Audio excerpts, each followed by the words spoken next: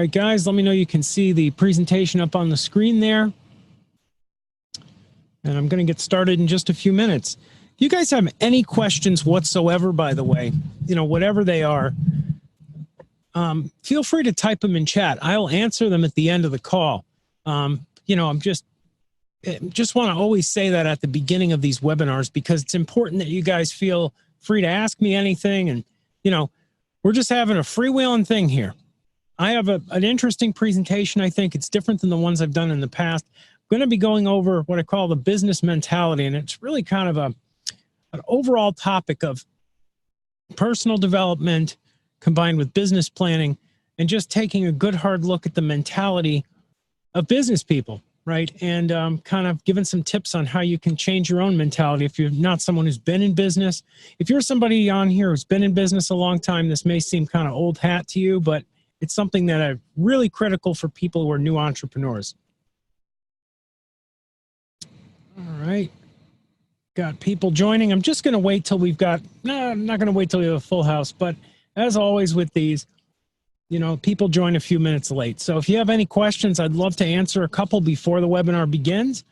And of course, take some, after the presentation. And as always, guys, I'll be vaping away over here in the studio. Doesn't harm the equipment that much, I don't think. Okay, let's see. All right, we've got a lot of people joining.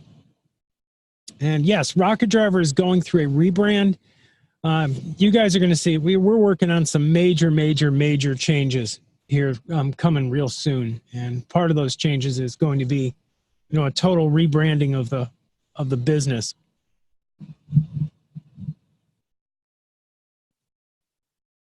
Okay. Get started in a couple minutes, give everybody a chance to join.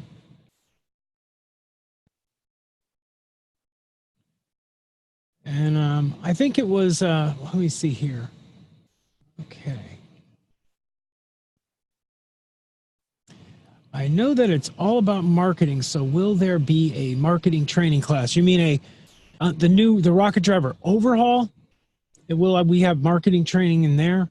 I'm certainly going to be working on a lot of marketing training. I have a number of things that are, really critical that we're working on. New presentations, new videos, new services. The Rocket Driver 2.0, if you want to call it that, or maybe it's 3.0 by now, is going to be a major overhaul of the entire sort of core business. SEO, you mean? Well, yeah, SEO is definitely going to be one of the services that we roll out. We're going to roll out a bunch of new stuff. And really, in a sense, you could say every service that we roll out is a marketing service in one way or another. Okay, let me see here. All right, guys, you say you can hear me okay. Everything is good. And let's get started, I guess. So I'm going to be talking about the business mentality.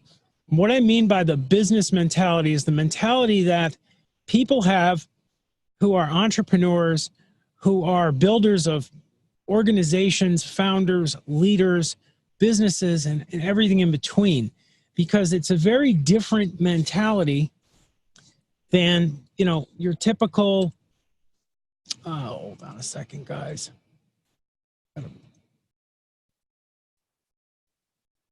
Oh boy, what the heck? Oh, okay. I'm sorry, guys. This thing I thought was full screen. There we go.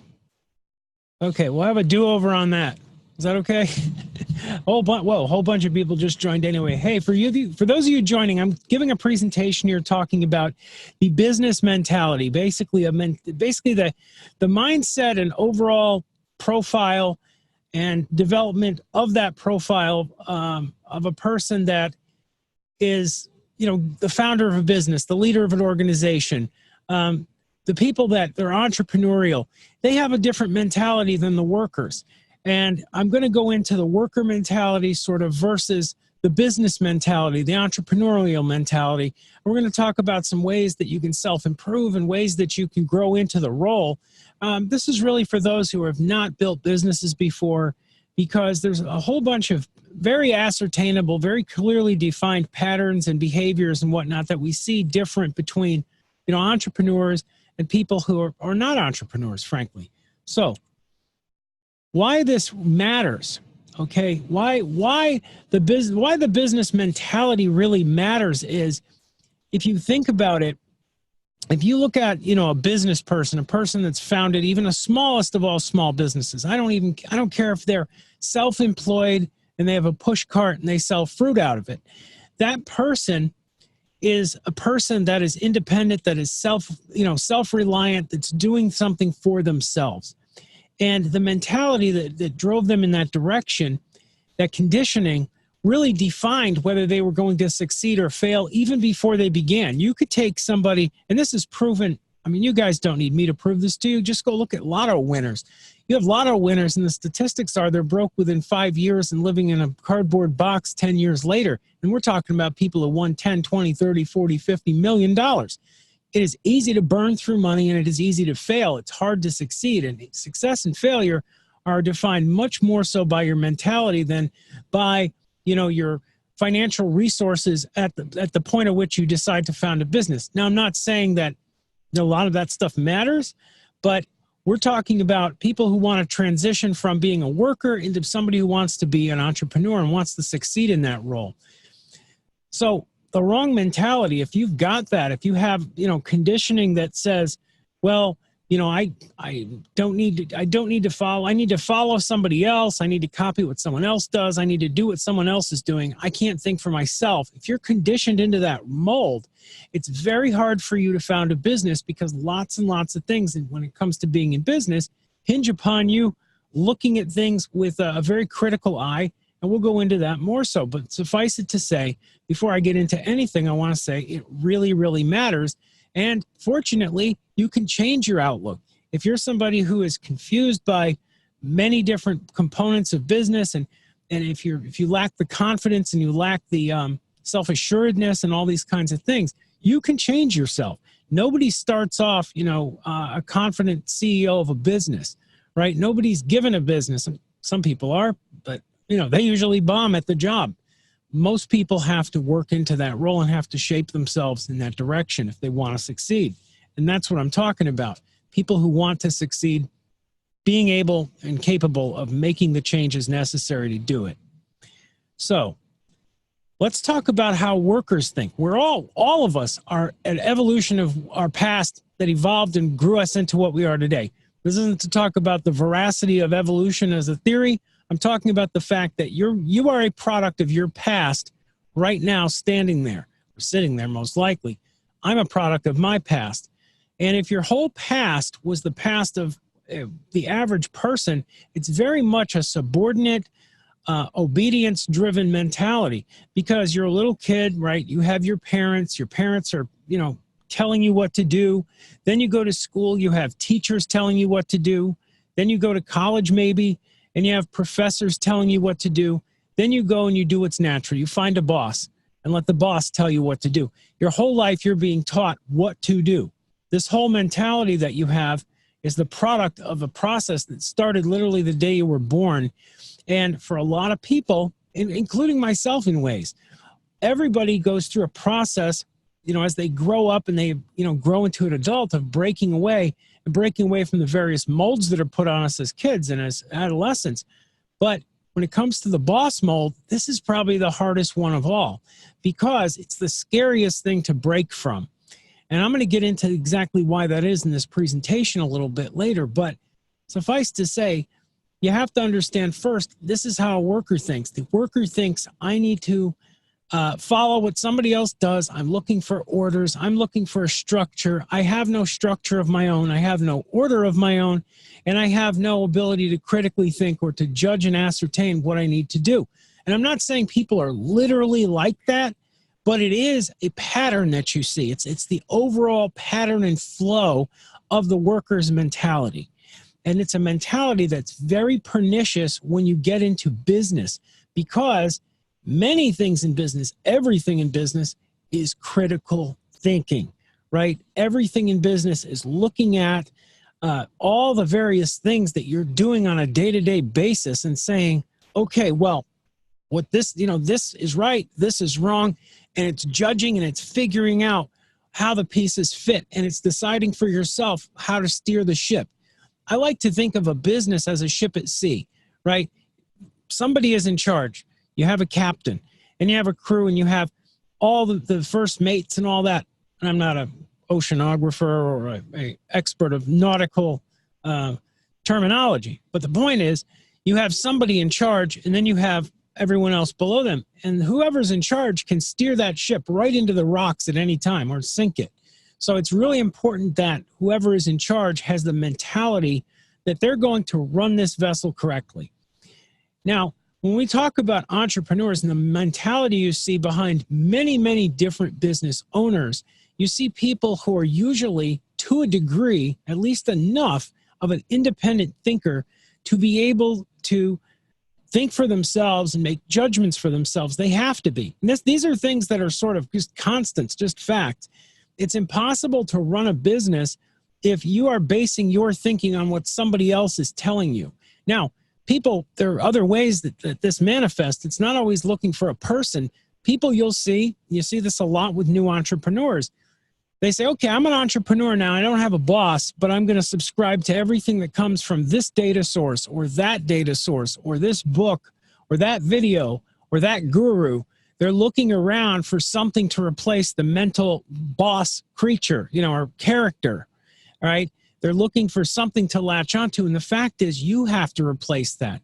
You have to become a person that looks at all the data and makes decisions based on critical thinking skills. Right? You have to think in a way out of the box, right? You have to look at the data and say, okay, what is this telling me? And do I trust that data source or that data source? And, you have to be able to look at things from that perspective. Self-assurance and confidence. Lots of people, there is an entire industry out there of who I consider charlatans and get-rich-quick schemers, scammers that will sell you confidence in a box, right? Go and run across some hot barbecue coals in your backyard and come out the other side and, hooting and hollering and waving your hand in the air that now you're a changed man or woman. All that kind of stuff. You know what? I've never, ever, ever met anybody who changed their life that way. The people I meet who change their life, who have real confidence, 99% of them have confidence based on competence. Okay? When you know what you're doing, when you understand how things work in a product or in a service, or you understand an industry, then you can be confident because when you talk, you're telling the truth. You know what you're talking about. Nobody is going to change your mind if they're wrong. Now imagine trying to be confident, not having all that, right? Just be confident. Basically, that's training you to be a professional bullshitter. That's not confidence. Confidence comes from having that strong, hard rock of competence underneath your feet and knowing exactly where you stand. Now, the last thing about entrepreneurs, they are all universally self-motivated. Now, I know you can find examples of an entrepreneur that's not self-motivated, right? The business is either dying or they're in a really scary situation, right? They might be in a situation where they owe tremendous debt or something like that, where their motivation is coming from the outside. But most of the time, 99.999% of the time, entrepreneurs are self-motivated. So let's clearly understand, we're comparing a worker mentality that is looking for a boss, looking for orders, looking for direction, to somebody who is giving direction, giving orders, giving instructions. This person is self-assured. This person needs to be reassured. This person is self-motivated. This person is motivated perhaps by themselves, but perhaps and most of the time not. Most of the time they're motivated by, financial concerns. And I don't mean them in a good way. There's really two types of financial motivation, right? If I sat down with anybody on this call, we were sitting there, and I said to you, Kay or Carlos or Sharon or Dave or Sorrel or Tony, if I said, let's go get rich, right? Let's go make money. That's one type of financial motivation. The other one is, wow, I really need money because I'm going to get kicked out of my house if I don't make my mortgage payment. They're both financial motivations, but they're very, very different.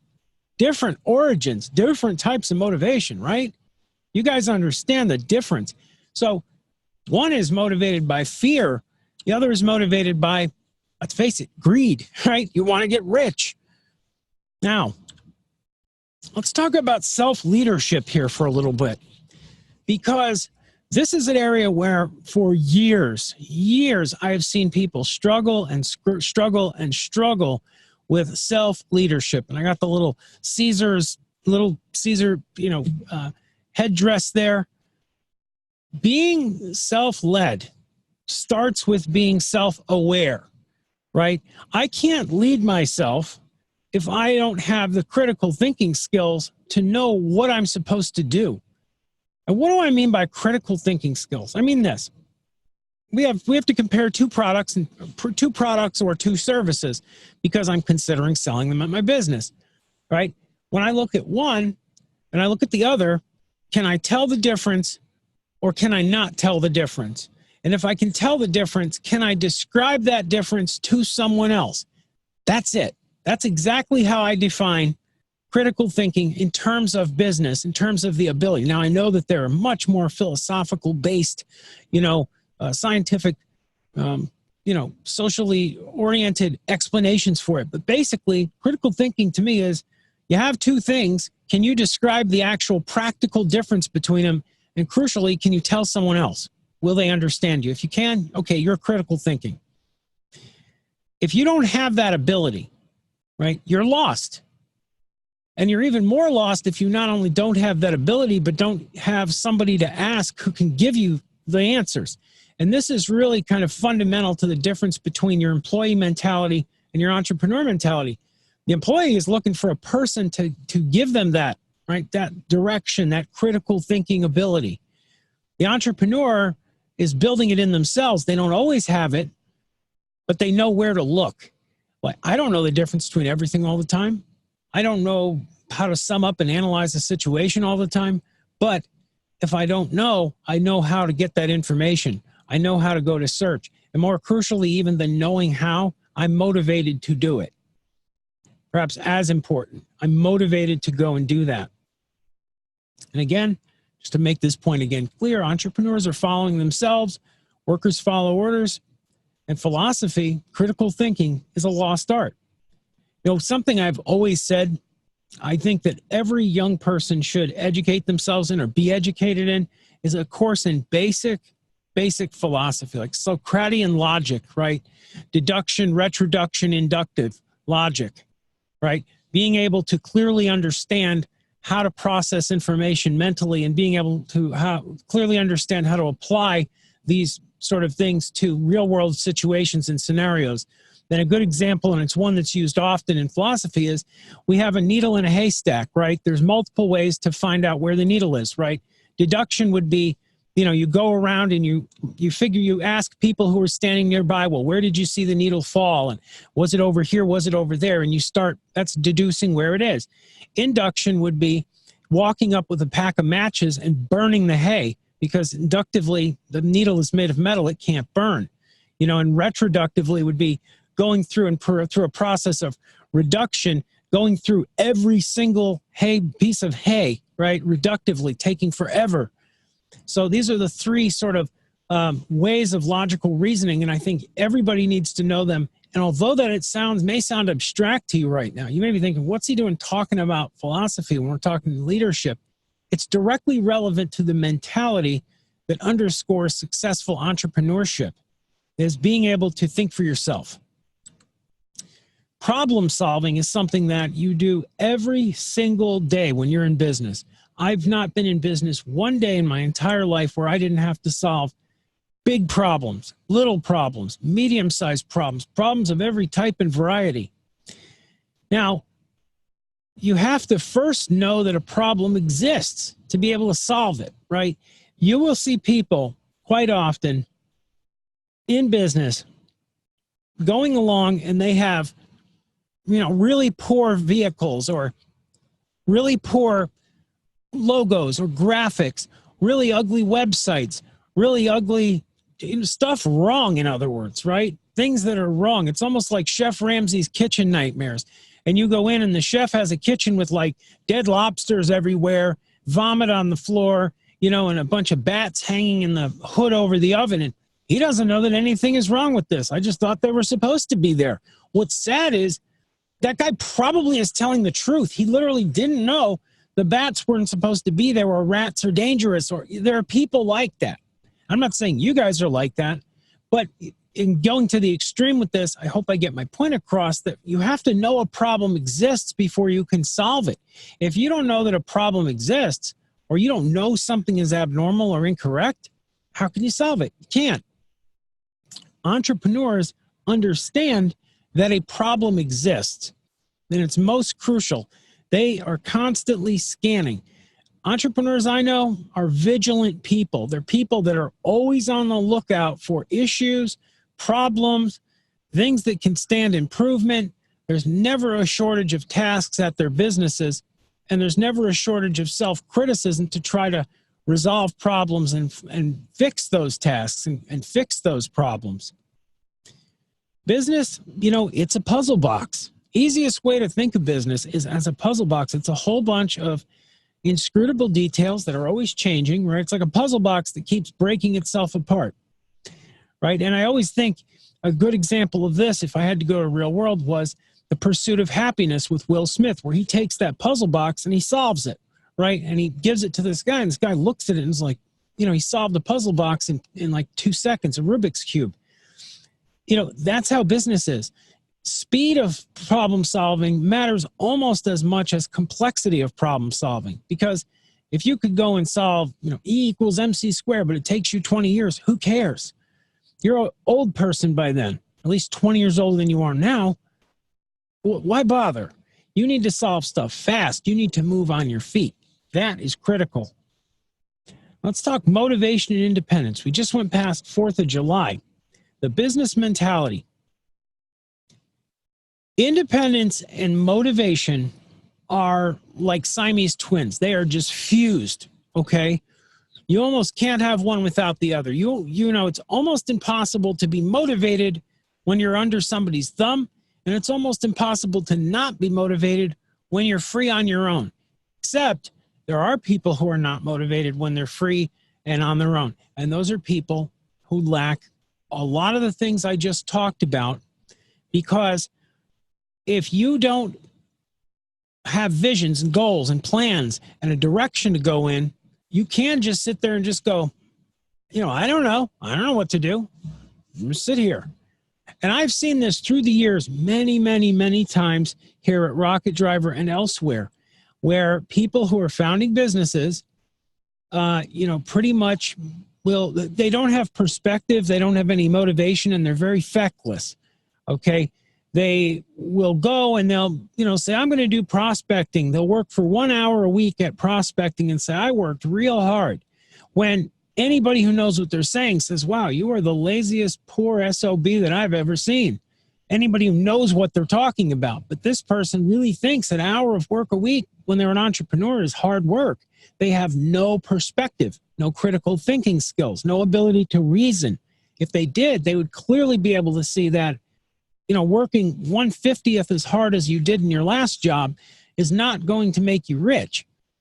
But you see this mentality. Now, that motivation that people have who are entrepreneurs, their motivation is typically much stronger. The rewards are much higher, but so are the pitfalls. You're in business for yourself. You can go out of business easily. You can go broke completely. You know, you're not due any unemployment stuff, nothing. You're just out. You're just done. That happens. That really, really legitimately happens. So it's really critical when you're in business for yourself to cultivate that motivation and to understand there's internal and external motivations in life.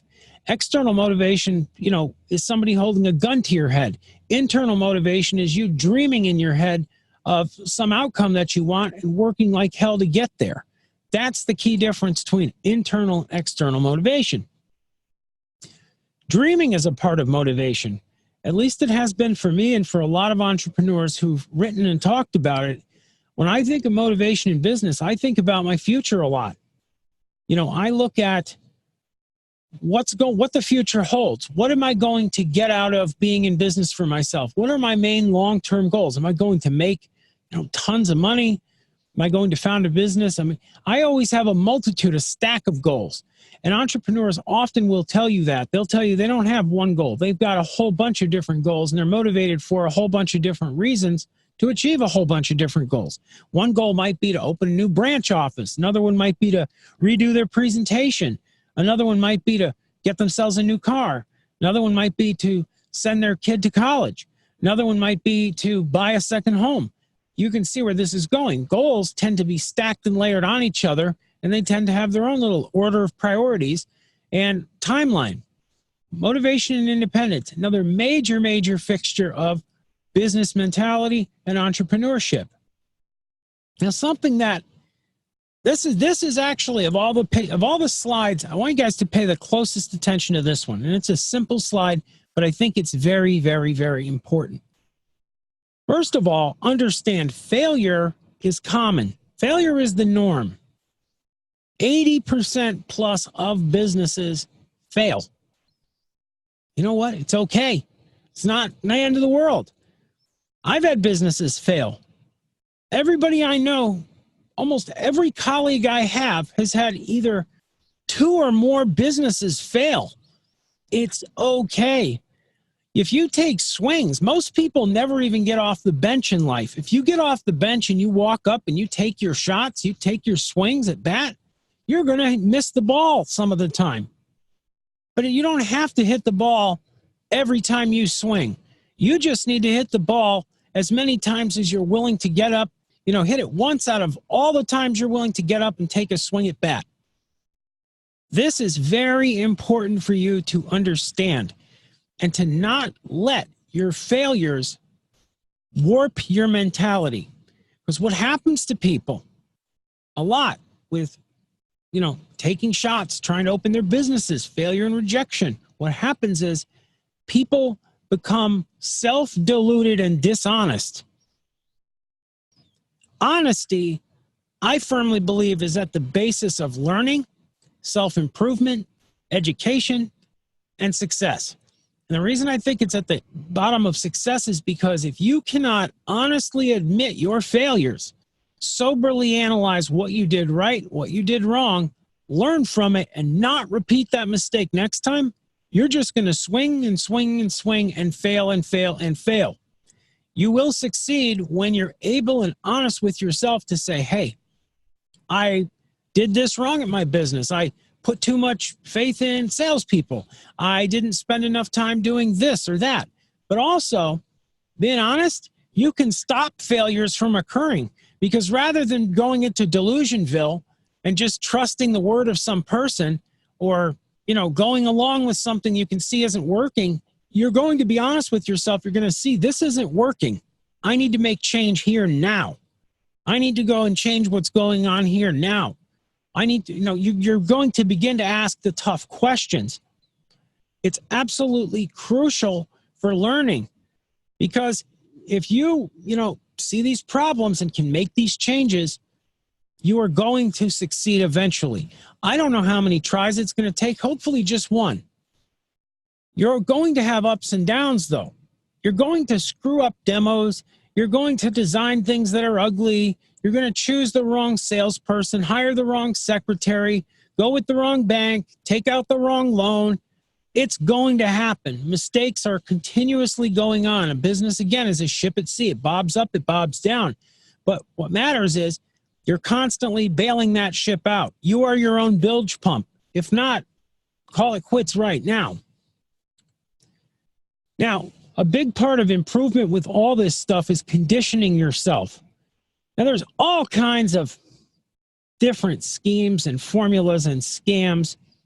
I really like the saying that inch by inch, life's a cinch. Yard by yard, life is hard. Or it's a cinch and it is hard. Because I think it really cleverly encapsulates the process of self-conditioning that I have seen work for myself and I've seen work for other people as well. Basically, a lot of people approach self-improvement, and I think they do it altogether wrong.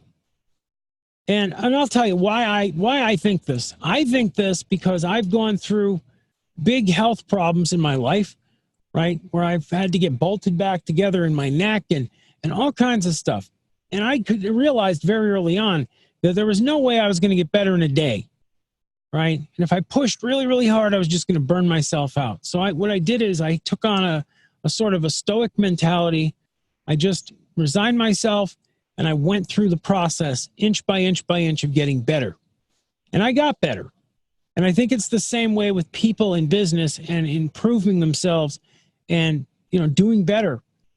It's taking these big, huge problems that are, monstrous in size sometimes. If you think of the size of so many of the problems that we deal with, some of these problems are gargantuan, right? When we talk about, say that you set off today to have a 5-state agency with 6 offices, okay? Just as a hypothetical, not that you should do that. That's a gargantuan problem, but if you break it down to small and small and small enough tasks, it becomes something you can chip away at. Once you get something small enough to chip away at over time, that means you're going to succeed. It's just a matter of you being persistent. I think the mind in this sense is a muscle. I'm not saying literally, you can, like raise your IQ points by sitting and putting, your hands to your head or playing with a crystal ball or something, but your mind is a muscle.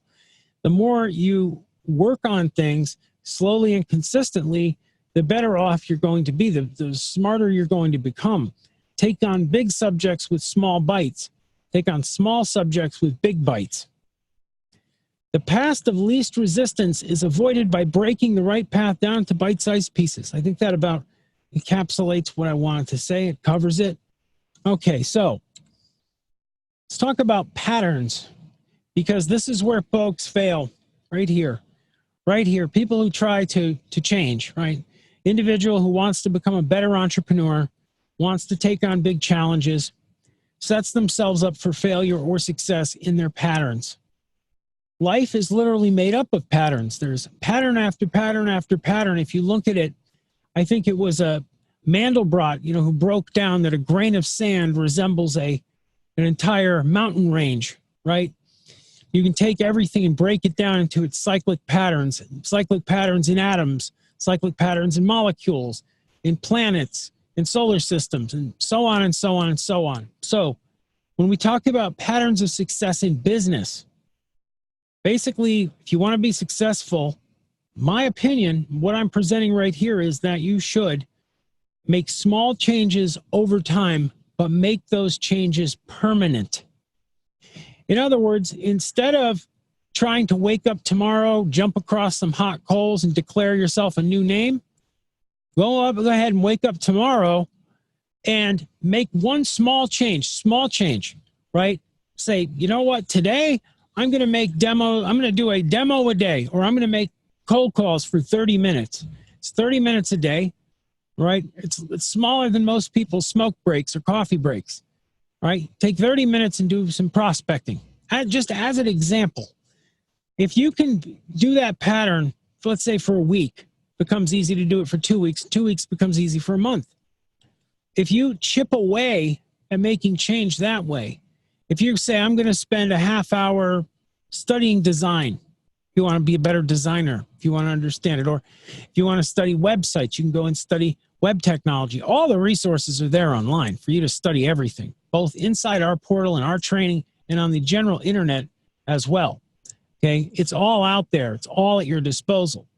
So going ahead and self-educating, if you make that part of your pattern, over time you will become an expert. Remember this, business is a war, not a battle. A lot of people look at business as a battle. I've seen so many people who come in and they're excited to start, and they go and they get their incorporation, they get ready, and then they prospect for 30 minutes and say, someone called me a name, and they stop. And you scratch your head and you go, you didn't even try. But in that person's mind, they tried really hard. They thought 30 minutes was a lot. They didn't know any better. Making self-improvement is knowing what you don't know, right? You've ever heard that expression, he or she doesn't know what they don't know? The person that is clueless, and it's something called the Dunning-Kruger effect. that the worse somebody is at something, the better they self-assess. This is a fact. This was a big study. Two scientists, Dunning and Kruger, right, did a study and wanted to know, why is it that the more ignorant a person is, the more they think they're intelligent, right? Because it's all backward. And the more intelligent people were, the less, because the way it works is the more you know you don't know, right? You ask an astrophysicist about space, they'll tell you we don't know anything. It makes them feel this big. You ask somebody who has a very cursory understanding of the subject, they're going to think they know everything. There's nothing to learn there. You live on a marble. See, right here, or even further down the chain. See, the world's flat. Look, just like my hand. Look at that horizon line. You see how this goes. So knowing what you don't know is important. Now, let's talk about goals and growth for just a moment. You need to set, obviously, attainable business goals for yourself. You know, tying into a business mentality and developing yourself into a better entrepreneur is setting yourself goals that you understand you can actually meet. There's no, you know, it's totally illogical to set goals that you can't meet, but again, if you don't know what you don't know, it's easy to do that, right? You know, there's people galore who come in and say, oh, all I want to do is sell $500,000 a day in websites, or something like that. And you're like, okay, you know, where'd you get that? Pulled it out of thin air. Sounds like a good round figure. Just 500 grand a day. Okay. Now, meeting those goals and setting new ones, increasing the challenge. You have to go through goal setting. You set goals that you can achieve, but that doesn't mean you stop. It doesn't mean you're mediocre. It doesn't mean that you're, you know, settling for second best. You set goals over time, make them a little harder and a little harder and a little harder. If you continually set goals that are a little bit harder for yourself, it's just like working out your muscles. They're going to grow, right? You add that weight on slowly so you don't crush yourself and die, right? If, you know, you tried to lift whatever, 300-pound bench press, day one, you're just going to rip your pecs and not get anywhere. That's destructive. It's much more constructive to start off reasonable and work over time. And this will increase your ability to tackle larger challenges down the road. And this is really, really important. Now, I'm going to go through a couple pitfalls. These are my personal opinions, okay? And I can't even say that they're the personal opinions of everybody at Rocket Driver. These are my personal opinions. I don't like to listen to long-winded charlatans, and I hope I haven't been long-winded. I've been talking about 34 minutes. That's a lot of time for me. But you've got a ton of internet charlatans that will sell you on any idea or any preconceived notion you've already got. You can find anything out there nowadays, from flat earth to, you know, conspiracy robots and lizard people and just any kind of nonsense you want to find. It's out there. And when it comes to personal development, it is no different. There are people galore that will sell you on a million different strategies. And most of what all it amounts to is a whole bunch of smoke. And they'll blow it you know where. Okay?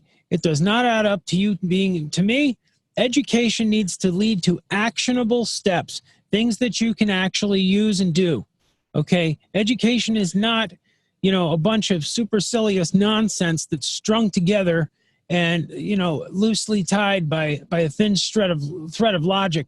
It's something that you can actually go and concretely use. I try to make my trainings that way. I've always tried to educate that way, because I don't like to sit and watch a 60-minute video to get a 5-minute message. I like to get a message packed in there quick, tight, to the point, and that's it. This is probably one of the longer actual presentations I've given in a while, because it's kind of a long subject. There are also pseudoscientists. There are all kinds of theories that I personally have looked into, and I don't believe one iota. Okay, now I'm not going to go and discredit what they are, but suffice it to say, there's all kinds of sciences of influencing people and mind control and manipulation and you know, listen to this music, it'll make you a genius. I don't buy any of it. You know what? You don't need to be a genius anyway. What you need to be is an average intelligence person with a lot of, you know, with the ability to reason and some common sense. And you can do wonderful like that. You know, CEOs of many companies were not 180 IQ geniuses that could like bend spoons with their mind. That was not what they were doing. If you look at the CEOs, guys like Jack Welch was the CEO of GE. He's like an average guy who had common sense, a good moral compass, and he did a decent job of what he was doing. But that's basically what you need to be to succeed in this industry, okay? Don't have impatience. Don't take on too much, right? Take on what you can personally invest. It's like your time is a form of your currency. Don't invest more of it than you can afford to lose, all right? Invest your time wisely. Don't be impatient. Don't think that, things are going to happen overnight. They're going to happen as fast as you can make them happen. And it's good to fight and to want to go quickly, but it's bad to allow yourself to be, led astray, feeling like, everything needs to happen one day, because it doesn't. Lack of self-awareness. Wow.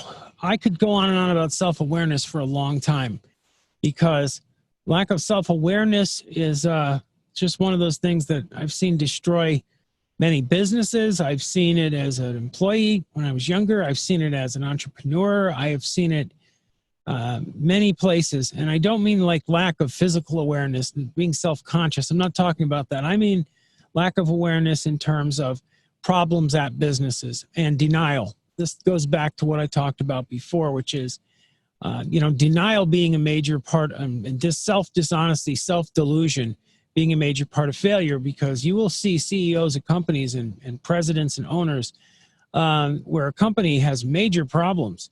And there's tons of public examples of this, like Enron is an example, where the company was obviously a veritable, fountain of cancer internally. And people in charge were just like, no, it's not. Just rob Granny in California for pension. We'll be fine. They have this, you see this kind of mentality, and the whole house of cards just goes and implodes. I've seen entrepreneurs that were millions in debt, hadn't turned a dime in profit in, say, 2-3 years, and still were always telling everybody that would listen that a week from now we're going to be solvent. We're going in the black. We're going to be fine. They're never going to be fine. They went out of business. Self-awareness really matters. Consistency matters. And this is part of going back, sort of reiterating what I said before. Business is war. It's not a battle. It's not how hard you try. It's for how long. Consistency doesn't mean high pressure, right? Consistency is not about going ahead and putting tons of pressure on yourself and on all of your people. Or consistency means showing up every day, repeating something that works, and going on and on, working towards those big goals that you set for yourselves. Having fun. I'm going to go into my final points here. Having fun is a part of this all too. You want to improve yourself, just try something you enjoy. It could be anything from roller skating to playing a computer video game. You are going to notice that you consistently get better. If you start off and you enjoy doing something, you'll naturally follow an arc of progress that we're talking about you following as an entrepreneur. The business mentality is dynamic and reliable, meaning you need to grow into a person that is able to handle a lot of different challenges reliably. Personal development and business mentality are intertwined, which is absolutely true. Your personality, your ability to adapt and change and handle things, it's intertwined, inherently with your business and your business mentality. I advise everybody to be students of their craft. I've said this many, many times. Going out there, reading, studying, staying focused, picking up the ball and running with it. But above all else, don't give up. Anyhow, I'm going to pause this presentation here, and we'll just go back to the first slide, and I'll take questions until the end. So fire away with your questions. Let's see. Randy has asked, Jake, this is good info. Everyone wondering when we'll be training on the new services. You'll be training when we release them, Randy. When we get them out there, and trust me, we're going as fast as we possibly can. All that stuff will be out there at once. We're going to launch training for new services right along with the new services. So until then, we're going to be going over a lot of different things like this. It's not going to take that long. And trust me, Randy, you know what you should do, Randy? You should, ping support and, seriously now, take the time, ping support and see if you can get in on a beta program if we're going to have one. And I don't know if we're going to have one, but seriously, ping them. And if you are, you'll get rough draft type training. Okay, because I think I'm going to be doing something like that. We're going to need some beta testers coming up here pretty soon. Let's see here. No question. Great presentation and motivation. Hopefully, this is the big one for me. All right, Tony. Tony, and anybody on this call, it's part decision and part evolution. If you want to succeed in this industry, you have to decide and say, this is where I'm going to work. This is where I'm going to study, and put your foot down authoritatively, stomp down and say, this is where I'm at. And I'm going to study this program, and I'm going to study this industry and go beyond whatever Jake can train me. You have to say, I'm going to become so skilled at my industry that I know more than that guy, Jake. Right. And if you do that, if you pass me up, that's great. I will feel so proud of you guys. Go ahead and study this stuff and take it seriously enough that you really dedicate and motivate yourself to do that. If you decide you can do that, you can do that. I guarantee you on this call, a whole bunch of the people here are smarter than me. I do not have a special brain. I'm not a rocket scientist. I struggled in math growing up. I'm not a genius. I've been in this industry a long time, and I made a decision long ago I was going to study it, and I enjoyed it, and I wanted to become successful in this business. But I didn't start off with, a whole bunch of money or, an aptitude that was through the roof. Sure, I like technology, but I think I'm an example that there are lots of people in our program who are both younger than me and perhaps smarter than me. If they wanted to, they could succeed, but they have to adopt the right mentality. And for all the people out there that are in that position, because I see so many people, almost without exception, I have never seen a single person fail in this industry because they lacked the basic raw materials. Okay? I mean, there are people who came in with just greatly incorrect expectations, but without question, without exception, I saw people come into the industry that could have succeeded, but failed, meaning they couldn't handle rejection and they stopped making phone calls. They didn't want to make partnership agreements with other businesses. They were incredibly greedy with what they would allow their salespeople to make. So salespeople were all low quality. They got no sales.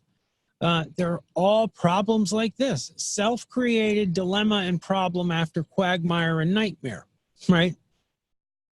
That's what we had. That's generally what you look at.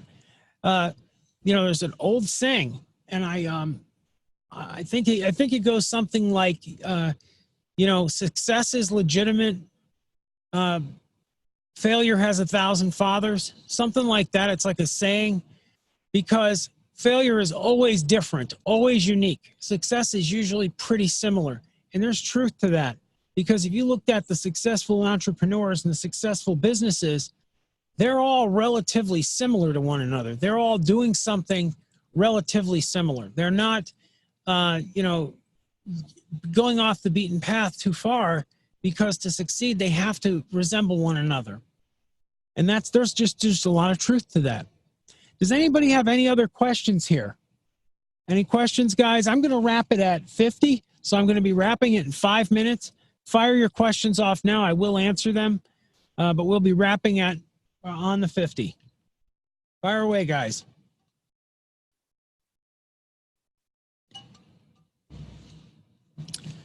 Any questions, anybody? Guess I'll give you a second to type them in. If you have any, fire away. Now, in this presentation, I know in parts I can be a little sarcastic and I joke around a little bit. The truth is, guys, I want everybody to succeed, and I mean everybody. I really do. I like seeing people succeed when they want to carry the weight themselves. It's like anyone's ever been in the military or played a sport or been in any organization or any group of people that are trying to do something either individually or collectively. They understand that to succeed requires personal effort, and it also requires looking around you. right? It's like if you played football and you don't care if everyone else on the team's getting squashed and you're there, you know, trying to just worry about yourself, you're not going to last long. It's a team sport. Business is a team sport, but business requires the same mentality. And I think that a lot of people are, I don't know, lots of people are very successful with this now. I think more people would be if they adopted, you know, just a different little tweak to their mentality. How do I get 35 more clients? 35 more clients. I don't understand, Randy, what you're talking about. Let's see here. But Mayor, I have been invited to go to an event. There will be many business owners there. I'm a bit nervous. How would you suggest I approach this? I would suggest you approach it the same way you would approach going to a dive bar. And I know you're probably laughing right now. What I mean is, walk in there with your head held high, and who cares? They're other business owners. So, you know, when I'm a business owner, I don't walk in. Most entrepreneurs, most business owners, contrary to what people believe, are not like egomaniacs that are like, who are you? You know, walking around with the monocle in the eye going, who are you, sir? You don't belong here, governor. They're not doing that. They're just business owners, right? They're not looking at you as though you're beneath them and there's some hierarchy. They're just looking at you as a person. And if you talk to them and you tell them, hey, this is what I'm doing, I'm getting involved in technology, you'll probably get them to talk back to you that it's very hard for them to find developers. You probably come out of there with a lot of leads. And in fact, Widmeyer, I did some videos on that very subject. If you look in the back office, I did a training on event marketing where I'm talking about going to trade shows and home shows, but it's similar. It sounds like it may be a similar event where you can go in there and, you know, use the same tactics and strategies I go about there. I would just say, don't ever think less of yourself. Be confident. Go in there with the mentality that you're, you know, they're business owners. Big deal. You know, it's not it doesn't make them something that's, you know, bigger or grander. And I think this is part of the conditioning we've all got, right? Because we were kind of trained in this way growing up. Wow, that's the CEO of Microsoft. That's Bill Gates. Wow, that 5'5", you know, little geeky guy that, you know, talks through his nose. He's something. Wow, I wish I were him. No, I don't want to be Bill Gates. No way. Wouldn't trade my life for $1 million. But if I were thinking strictly in terms of money, maybe I would say that, right? You got to realign your thinking. What you're being pushed constantly, and part of it is all the media and all the sort of propagandistic stuff that's pushed on us all the time. It all pushes and reinforces this narrative that's, wow, is it crazy when you really step back and think about it. Let's see here.